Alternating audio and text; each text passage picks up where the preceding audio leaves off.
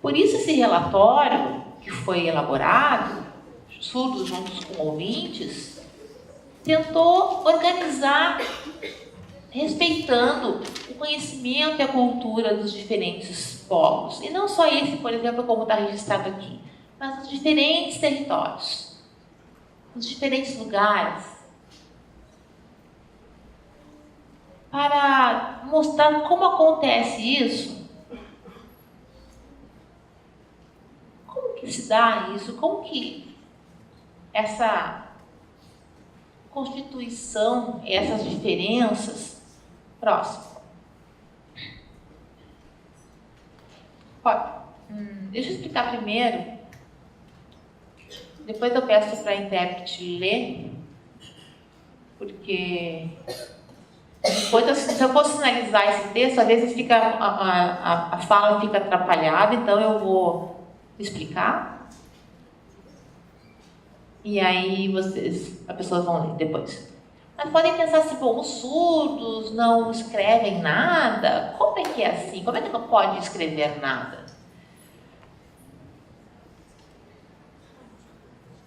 No momento que se escreve, a gente precisa da visão, e a língua de sinais da mesma forma. Então a gente precisa escolher qual o tipo de registro, língua de sinais ou escrita, por isso que para poder ajudar a pessoa que vai fazer essa dinâmica. Então a gente precisa sim encontrar estratégias em função da cultura. Professor surdo dentro da sala de aula precisa encontrar estratégias nesse sentido. Não adianta o professor dizer, não, intérprete lá, ela resolve. Não. O professor precisa compreender e trabalhar junto, em parceria, e mostrar primeiro o slide, depois a gente lê o slide, ou depois finalizar. É impossível o professor ficar falando, mostrando o slide, e porque não sei o que, blá, blá, blá, blá, blá, blá. Aí o surdo ou olha para o intérprete, ou olha para o slide, e aí o intérprete que se vira. Não. São dois elementos visuais que precisa ter o tempo para cada um. Então, a gente vai agora, a gente está falando em aula, né? Então a gente vai ler esse documento agora. Alfabetizar alunos com culturas diferentes é um choque tanto para o professor ouvinte como para os alunos surdos, por não entenderem de imediato o complexo linguístico da língua um do outro. Não é suficiente conhecer a língua brasileira de sinais para poder atuar eficazmente na escola com um aluno surdo. É também necessário conhecer a cultura surda através da participação e vivência na comunidade surda, aceitação da diferença e paciência para inteirar-se nela. Vilhalva, 2004. Eu estava explicando anteriormente que os professores precisam conhecer a língua de sinais. Agora, complementando essa ideia, vamos dar um exemplo. Contratando um professor, precisamos de um professor com urgência, vamos fazer uma formação rápida, eu faço concurso, dei a vaga, eu quero fazer isso. Para um pouquinho, vamos acomodar as coisas. E o conhecimento que você tem, experiência que você tem em relação à cultura, você não pode fazer isso no blá blá blá. Porque a cultura surda, ela tem essa característica visual, isso traz sentimentos, rejeições, entre outras tantas coisas. Então a gente precisa conhecer os elementos culturais da cultura surda. A gente precisa compreender que um momento do surdo que vai parar, que eu vou sinalizar, trazer detalhe. O professor dizer, não, mas peraí, eu sou professor, eu vou ficar parando, não. Os surdos precisam ter esse detalhamento, compreender, sinalizar, ratificar se isso está certo ou não. Ele está falando português, ele está falando língua de sinais, isso está tudo pronto? Não. É importante conhecer, organizar, pensar em estratégias culturais, linguísticas, da língua de sinais, da língua portuguesa e complementando, consequentemente, com a cultura surda. Se é território das diferenças, a gente precisa, sim, conhecer a cultura dos diferentes territórios, precisa, sim, conhecer a cultura da língua portuguesa, os aspectos culturais, que é uma língua sonora, oral, auditiva, conhecer a cultura da língua de sinais, que é uma cultura visual. É imprescindível isso. Muitas vezes, os surdos sinalizam, respondem diretamente. Os professores dizem, nossa, que absurdo, falta de educação. Opa, não é isso. Que grosseria. Não é isso. Uma explicação simples. A maioria dos surdos, quando estão sinalizando, dificilmente eles fazem assim, oi, bom dia, tudo bem? Não, a gente não fala assim. A gente já está habituado, porque esse já sabe que é dia, já sabe que tem lá o sol, as árvores. Os surdos fazem oi. Os surdos fazem isso, oi. Não faz parte da língua de sinais desse oi. Ele é artificial, a gente faz isso.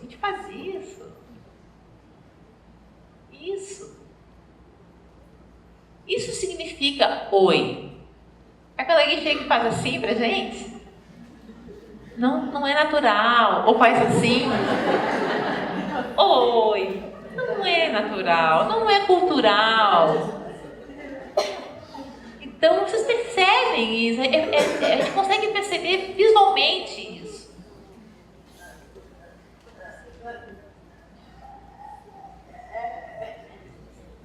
Nossos surdos ficam, com aquele sem jeito, ficam meio sem jeito, enfim, porque falta conhecimento da cultura da língua. Um outro exemplo. Eu chego aqui, não conheço nada sobre os gaúchos. Desculpa, a minha avó já faleceu, ela era gaúcha, mas enfim. Mas eu vou fingir que eu não conheço nada sobre os gaúchos. E vou lá fazer um chimarrão e vou misturar vou mexer na bomba do chimarrão. Vou ficar lá mexendo. Tá certo culturalmente isso? Não. Vocês vão me ofender e dizer, não mexe na bomba. É da mesma forma a cultura surda.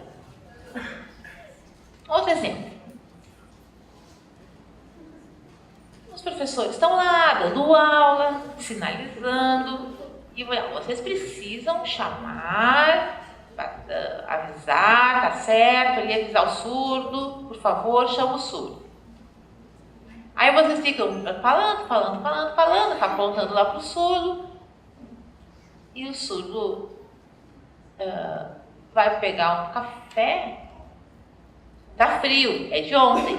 Ela tá lá falando, e o surdo vai pensar que o café tá quentinho, chega lá e toma e o café tá gelado, porque o café é de ontem e ele não soube essa informação. Porque é cultural, faltou o trato linguístico de falar para esse sujeito, opa, chama assim. Isso é um chamamento. Isso é um oi, tudo bem? Por favor. Chama ele, por favor. A pessoa está ali. É uma coisa muito importante esse movimento. É um respeito com as pessoas, com o outro. Mas eu preciso conhecer a cultura para dizer como é que eu chamo o surdo. Não é só o ABC. O meu sinal é pronto. Fiz milagres. Não. Eu preciso construir isso. E a gente não vai estar posto tudo hoje, é um processo. E isso tudo na pedagogia bilíngue, na pedagogia do campo, a gente tem que trabalhar também essas questões.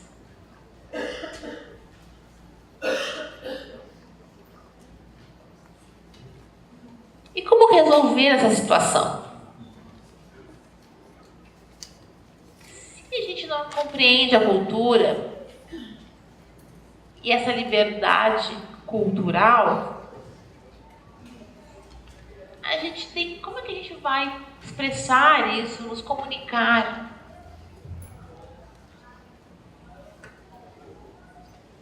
Bom, a gente já falou sobre esse oi, tudo bem? Intérprete, vai ali, fala para ele. Intérprete, fala para ele. Intérprete, fala para ele. Oi?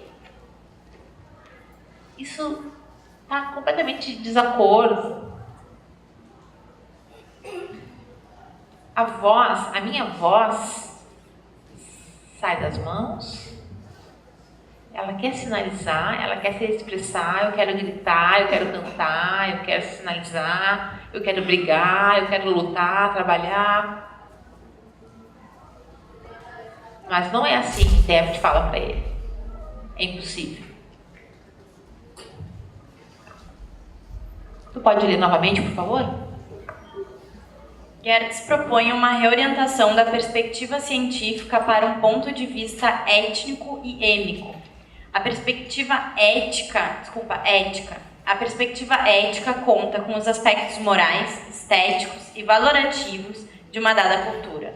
Os conceitos são formados a partir de uma observação científica, analítica e descritiva, buscando dados sobre os comportamentos locais. A perspectiva êmica focaliza nos aspectos cognitivos, existenciais e culturais, signado pelo termo visão de mundo. Seu conceito é formado da realidade, da natureza, de si mesmo, da sociedade, do seu estilo moral e estético. Gertz, 2008. Isso é, as pessoas que vivenciam determinada cultura. Voltando então ao tema do ético e do êmico. Então, o ético segue o sistema. Segue o sistema. As notas,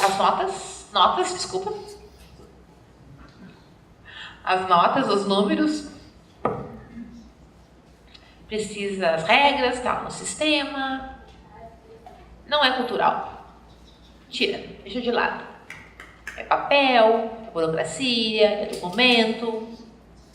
Isso, é o militarismo, como a gente falou. Teoria tradicional. Não tem nenhum aspecto cultural. Mas o êmico, sim, ele tem essa reflexão cultural.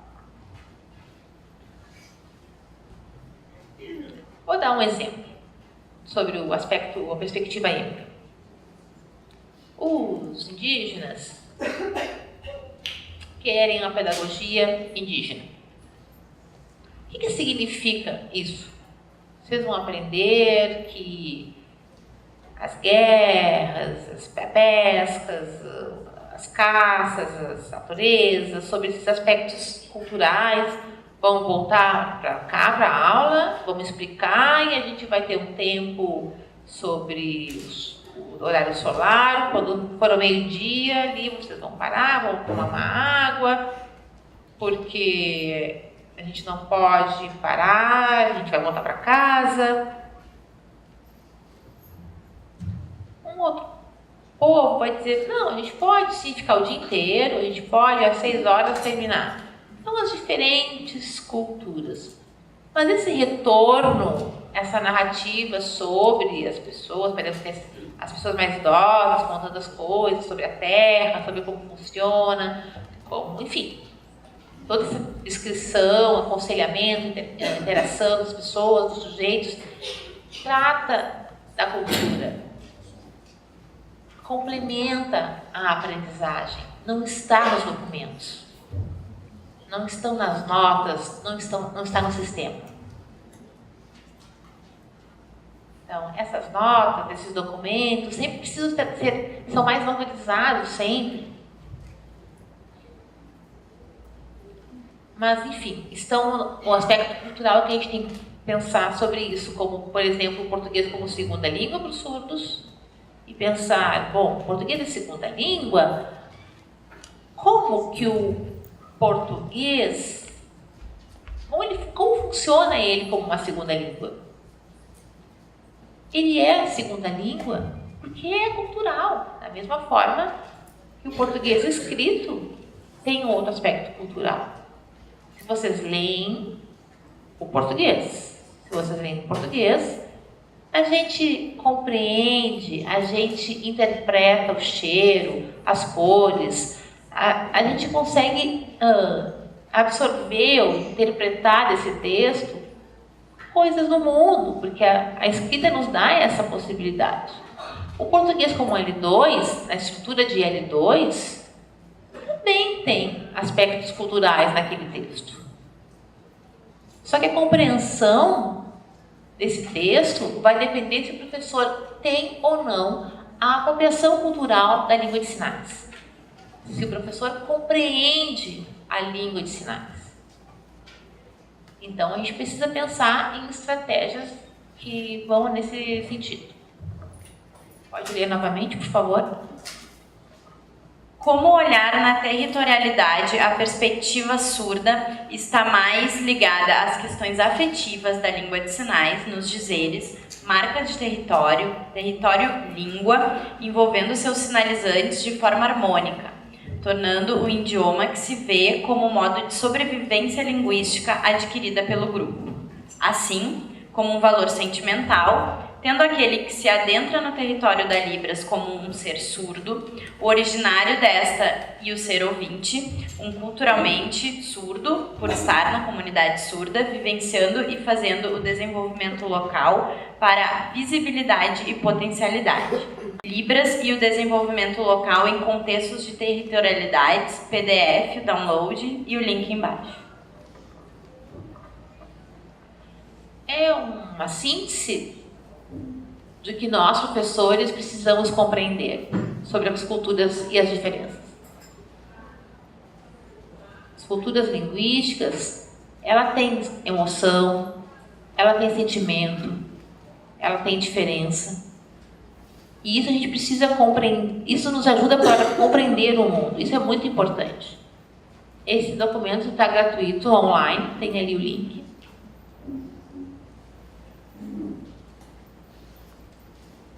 Atualmente a gente está trabalhando com a língua de sinais num outro ambiente, que é a educação do campo. A gente vai precisar de um glossário para essas diferentes realidades, culturas, as especificidades das áreas, né? Intérpretes que pensem também sobre as especificidades de cada território, do campo, do indígena, do negro. E isso vem cada vez aumentando mais e a gente precisa pensar sobre esses aspectos. Pode voltar lá para o vídeo, por favor?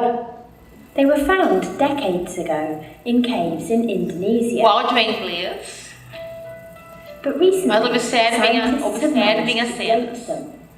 The paintings are much older than anybody expected, causing scientists to rethink the history of early human creativity.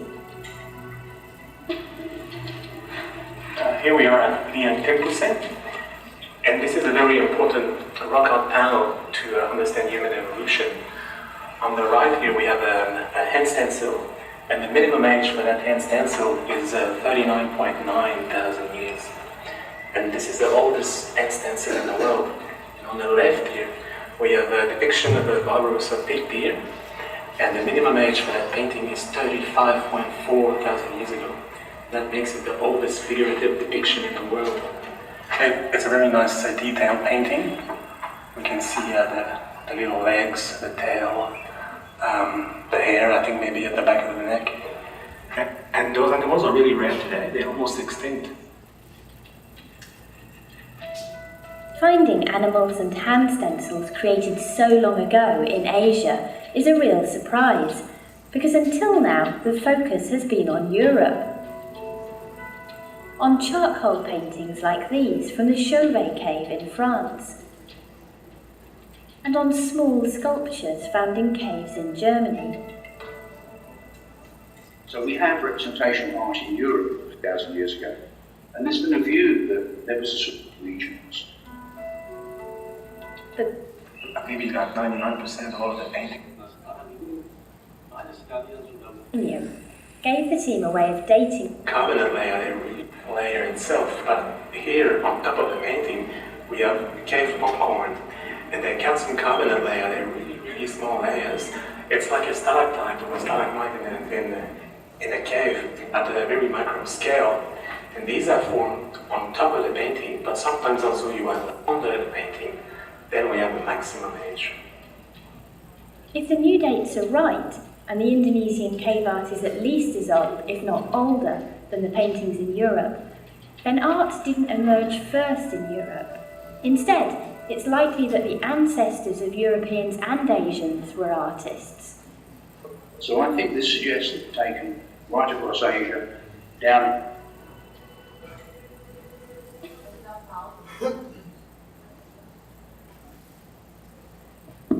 Pode acender a luz novamente, por gentileza? Rapidinho, só para mostrar algumas imagens. Vocês viram, né, que na atividade que a gente propôs, a escrita das configurações de mão, o desenho da configuração de mão, porque a pesquisa das mãos não é de agora, é de muitos anos. Às vezes nós esquecemos, a mão é sempre inútil, é muito pouca pesquisa, mas precisa pensar na mão. Vamos pensar hoje. Fisioterapia. Como é que eu sinal aqui? Fisioterapia. Fisioterapia.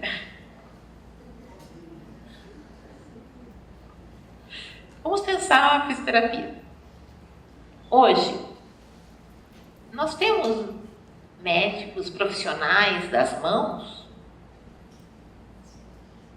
Pensamos, profissionais não é sobre a dor, não é da dor. Linguisticamente falando. Nós, professores, pensamos nesses aspectos da fisioterapia, da fisiologia, por exemplo, da mão. A gente tem terapia de voz, tratamento para voz.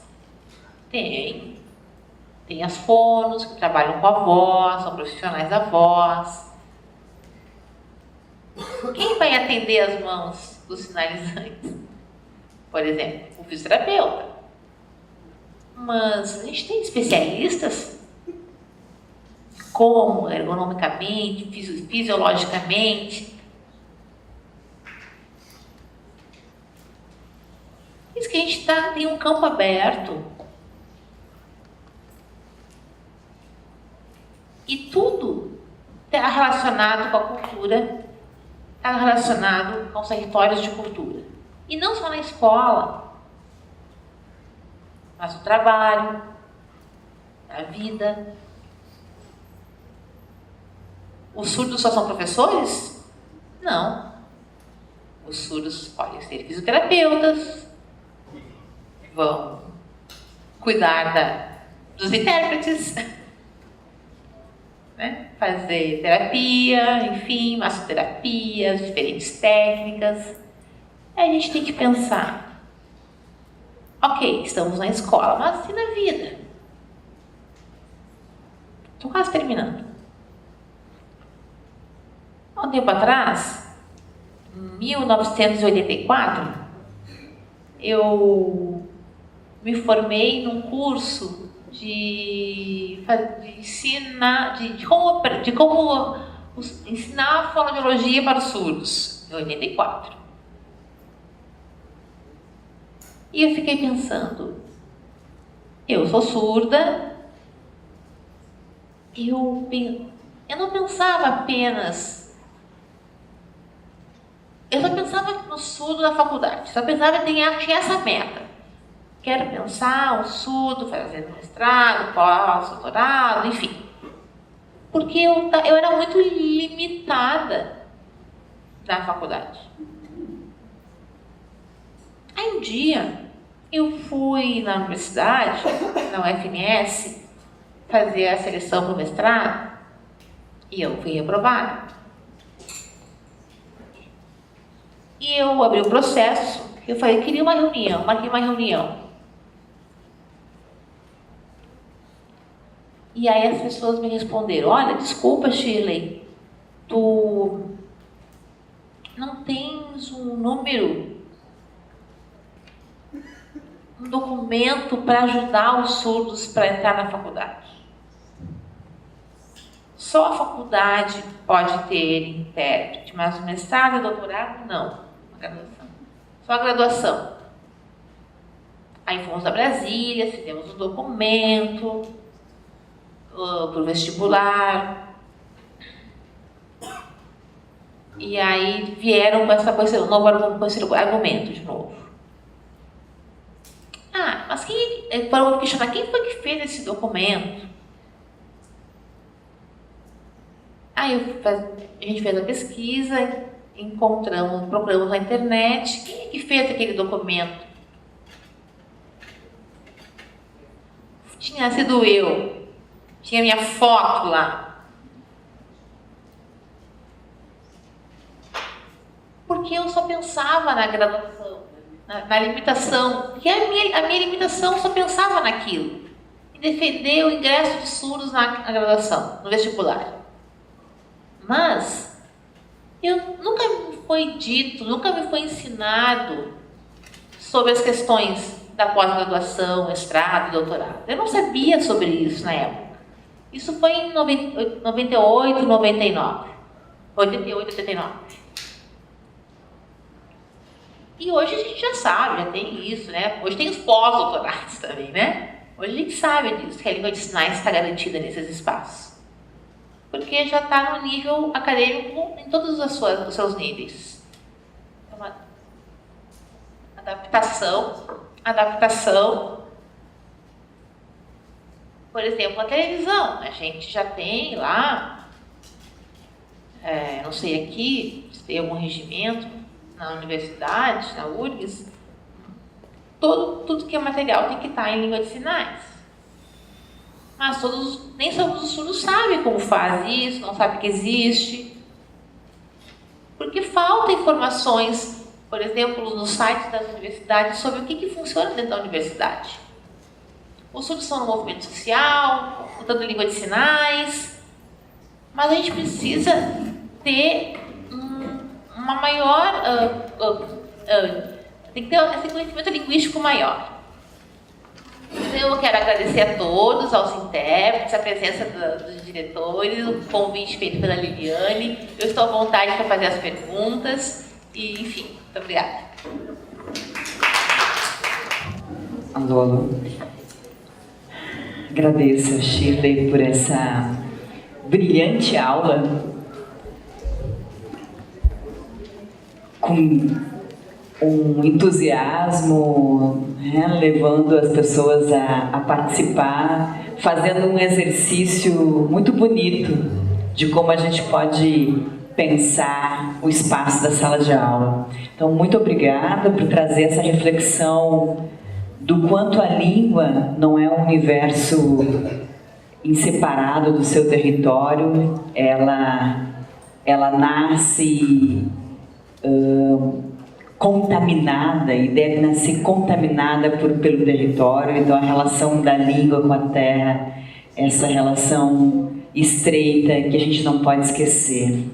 Porque quando a gente fala, quando a gente diz, quando a gente expressa, né, através das nossas diferenças linguísticas, a gente está falando com os pés na terra, com o corpo na terra, sentindo o que isso significa. Então a gente abre o espaço agora, né, para a Shirley poder dialogar também com as inquietações de vocês. Então está aberto para perguntas, questões. Vamos fazer blocos de 3 perguntas cada. É um prazer em conhecê-la. É interessante que tu trouxeste para nós sobre a cultura indígena. Eu gostaria de perguntar na Libras. Na língua de sinais, então, nós temos, né? Mas dentro da cultura, qual o sinal que usa? Na língua de sinais a gente tem um sinal, então, para índio, mas qual o sinal que tu utilizas? Na verdade, não existe um sinal para índio. A gente tem 160 etnias de índios, né? Indígenas, são territórios culturais diferentes. E o sinal está atrelado a cada um desses territórios. Se o povo Terena, ele é um indígena e para ele o sinal é esse. Não é um sinal de índio assim ou assim. Esse aqui é um específico para aquela etnia. Os guaranis usam esse sinal para índio. Então, cada etnia tem o seu sinal. E nós somos presos a esse sistema da escola, da faculdade, da academia. Usamos este. Enfim, isso aqui, na verdade, é uma simplificação do sinal que sai da cabeça e vem para a mão. Mas não é um novo sinal. Ele sai daqui e vem para cá. Apenas isso. Então não é um novo sinal. É para deixar a língua de sinais mais leve, mais fácil. Mas não existe um sinal para índio. Não existe um. O Brasil é muito grande. São 5.570 municípios espalhados por esse grande território. Temos aldeias espalhadas por todo o Brasil. Não temos como ter apenas um sinal, porque são culturas diferentes. Eu tentei fazer uma votação, fizemos uma fila, e os índios guaranis, os terena, e eu perguntei para cada um deles, que sinal? Índio? Eu falei, não, isso, assim. E você? Índios? Não, também não. Assim, a gente usa assim. Pro outro. Assim, o outro é assim. Para uma outra etnia. Ok, tá bom, pro próximo. E assim eu fui indo, falei, não existe um. Não tem uma convenção, né, arbitrária de pensar num sinal. Então, teve uma discussão com os diferentes etnias. Então, por isso a gente precisa conhecer as culturas, né? Ensinar as culturas. A cultura tem que estar atrelada ao ensino. Mas no sistema a gente acaba usando esse, mas não significa que seja esse. Né? Mas só no sistema. Shirley, então, bom dia. Um prazer estar aqui, te assistindo. Agradeço também a oportunidade e a visibilidade também a essa temática, né?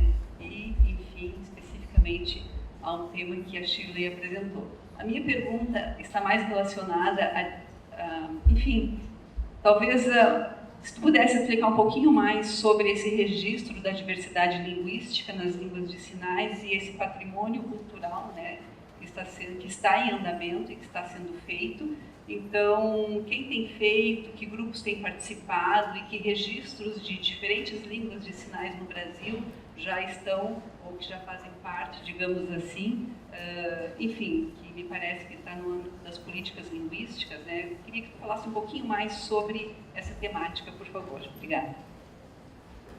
Sobre o patrimônio linguístico, o inventário, a gente está com esse projeto, então, a gente está acompanhando, a gente tem uma resposta de tudo, mas a gente tem esse grupo de língua de sinais que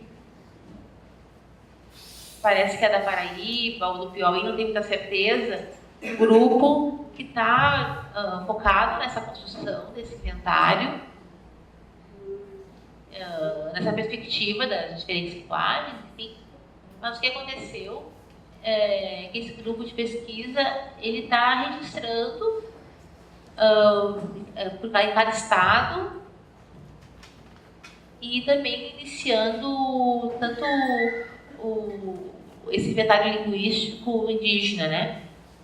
Então a gente não... Na Paraíba, na UFPB, também tem um artigo que foi publicado, a proposta da UFSC. Eu não sei quem é que veio da UFSC, que está aqui fazendo esse inventário, que trabalha com inventário. Quem é que é participante desse inventário da UFSC? Então, a UFSC também tem essa pesquisa, que já tem regras de como registrar em língua de sinais, mas é um pouco diferente, porque esse grupo pomerano tem um registro de inventário de fala e de escrita, né? Nas línguas orais. E na língua de sinais, a gente tem um município lá na Paraíba, que agora, né, tem esse projeto que está tentando se espalhar pelos diferentes estados. Então, essa organização ainda, dessa perspectiva política, linguística, política, não tem um tempo. Bem, eu vou explicar melhor. As universidades não têm um espaço para registrar esse inventário, porque envolve dinheiro, né? Envolve a gravação, a câmera, pesquisadores, envolve muita coisa. Então, hoje que eu conheço, tem esse grupo na Paraíba, numa cidade que está discutindo isso, mas ainda não está nesse âmbito nacional. A UFSC também tem esse grupo de pesquisa com a professora Moniz Quadros. A Lodi também está participando, né, em Brasília. Está participando no grupo de Brasília, Lodenir, do relatório.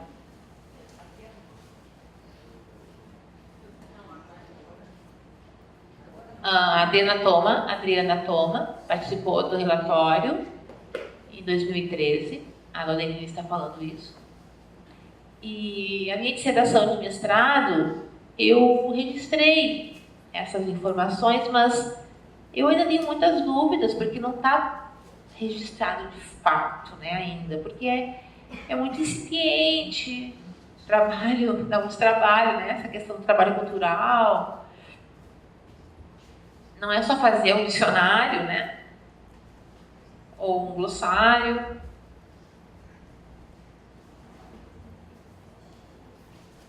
É a mesma coisa relacionada à pesquisa do português. A gente tem a palavra, a gente pode usar ela em diferentes contextos, né? Então, relacionar isso com a língua de sinais, registrar isso, essas diferentes, os diferentes usos do sinal, nessa perspectiva mais cultural, é bem complexo isso.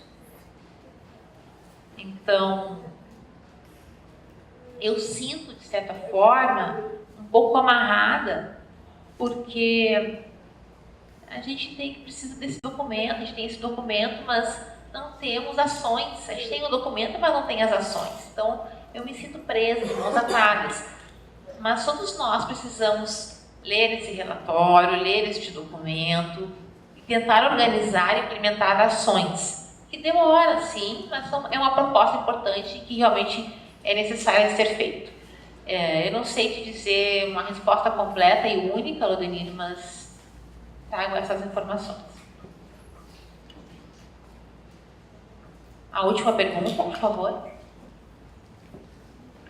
A minha pergunta, então, é bem sucinta. É um prazer assistir esse diálogo contigo, essa tua palestra. Eu quero te perguntar, então, quando tu falaste dos territórios culturais, desses diferentes territórios culturais, eu fiquei refletindo, então, eu também venho pensado sobre isso, refletido sobre isso. Conheço alguns surdos que trabalham com a língua de sinais, com as questões linguísticas da língua de sinais, com diferentes temáticas, né? E diferentes territórios. Surdos, então, em diferentes territórios, território afro, indígena. O meu papel, então, dentro desses territórios é de me apropriar desses elementos culturais. E a reflexão, então, tu sabes, da temática, então, da cultura surda, mas e como é que a gente pensa, então, aos diferentes territórios, né? A língua de sinais, então, para um surdo bilíngue, surdo oralizado, né? Esses diferentes territórios, então, dentro de uma perspectiva clínica, uma perspectiva, então, sociológica, educacional, linguística. Refletindo sobre isso, então, a maioria dos professores, dos pesquisadores da área da educação de surdos ou da parte fonoaudiológica, né, mantém-se articulados às questões, né, dos surdos. Então, a ciência e o espaço acadêmico, então, da pesquisa, conseguem se apropriar desses diferentes territórios. Como é que o professor vai fazer isso? Como ele se apropria desses diferentes territórios? Porque na minha história, na escrita dos meus trabalhos durante o mestrado, ficava refletindo, então, e pensando, então, né, será que aquilo que eu estou escrevendo, né, porque eu estou apropriado desses espaços, né, talvez quem leia do meu trabalho não esteja relacionado, não tenha relação ou não tenha conhecimento desse território onde eu escrevo. Então, vai ser válido, vai ser validado fora desse território do acadêmico? Podemos complementar com mais uma perguntinha. Eu quero responder. Eu não trabalho com duas ao mesmo tempo, eu não consigo. Eu vou responder uma de cada vez. Não, eu sou uma caramujo, um lesmo, uma lesma. Uma lesma, devagar. Não, uma coisa de cada vez. Sobre a pergunta do Diogo. Na verdade, o que ele já explicou muita coisa na sua pergunta, mas eu vou tentar fazer uma síntese. Enfim.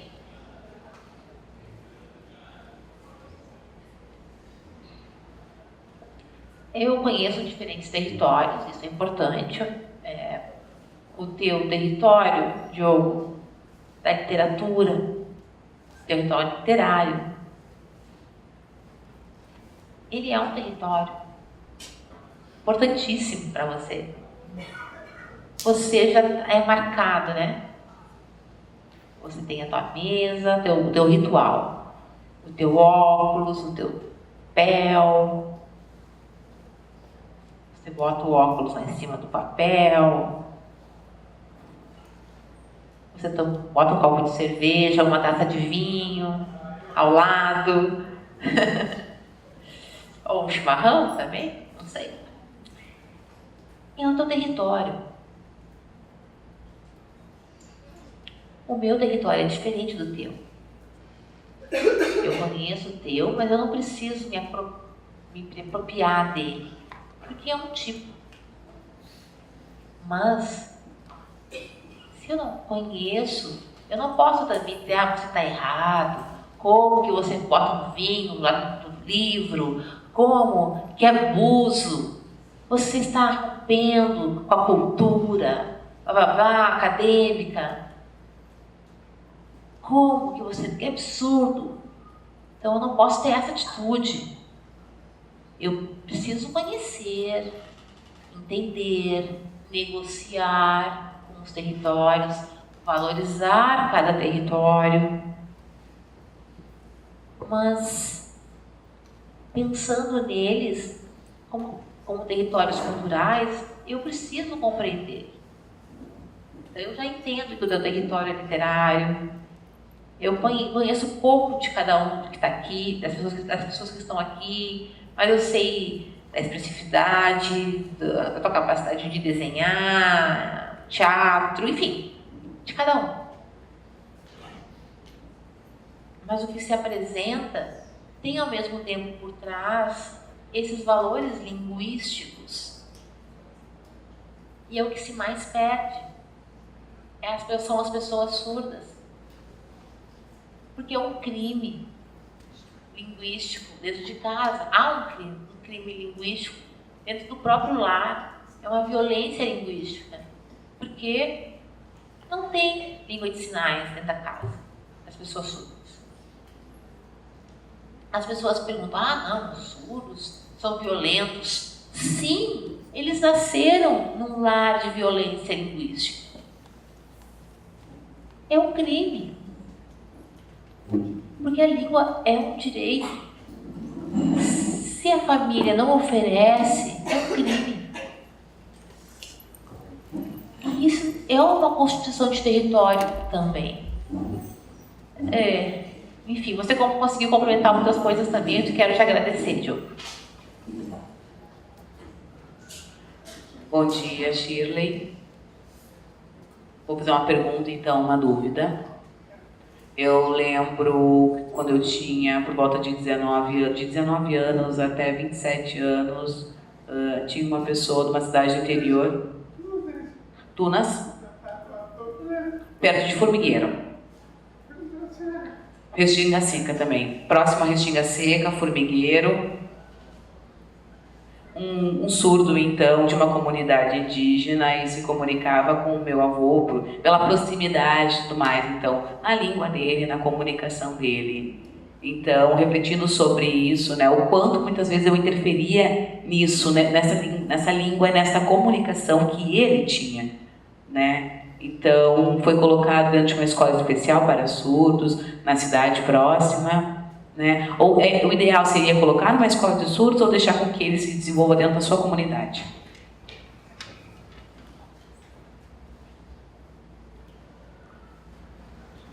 Em relação aos povos indígenas, eu estou pensando nos Chavantes. Lá nos Chavantes, no Mato Grosso, eles têm a sua língua, ou os seus gestos naturais. E aí, as crianças vão aprender na escola educação infantil. Não tem alvenaria, não é alvenaria na escola. As crianças estão num espaço, numa oca, uma casa que é telhado circular, e as crianças vão para esse espaço, independente de serem ouvintes ou surdos, trabalham juntos, estudam no 4º ano, até o 4º ano, depois saem desse espaço, vão para uma escola de alvenaria. Uma escola que fica de alvenaria.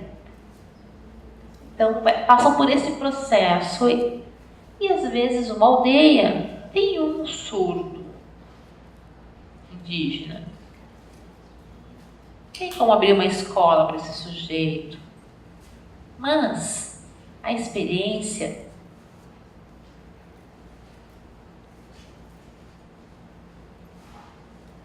é um nome indígena, vamos ver.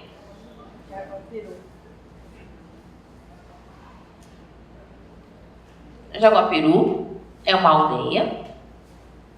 A família, seus primos, seus tios, se envolveram com a língua de sinais. Mas tem muita influência da Libras. Tem um intérprete dentro da escola. Mas abrir uma escola para um sujeito, a gente precisa pensar em 150 anos atrás. Como no INES, né? Abrir um outro INES. Só para os indígenas. Um INES só para os indígenas. Enfim. Então é isso, a gente... Mas não é impossível, né? Por exemplo, se todos querem estudar as disciplinas de língua de sinais, surdos e ouvintes juntos, não precisaria de intérprete, né? Não é possível. O decreto 5626 explica isso. Até o 5º ano, o uso direto com a língua de sinais, surdos e ouvintes. É difícil, sim, mas é possível. Da mesma forma com a pedagogia bilíngue. Não vai ter blá blá blá, é tudo língua de sinais. Não vai ter a fala.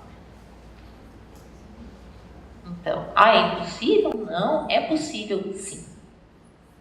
Então, mais uma vez, muito obrigada pelo convite de estar aqui.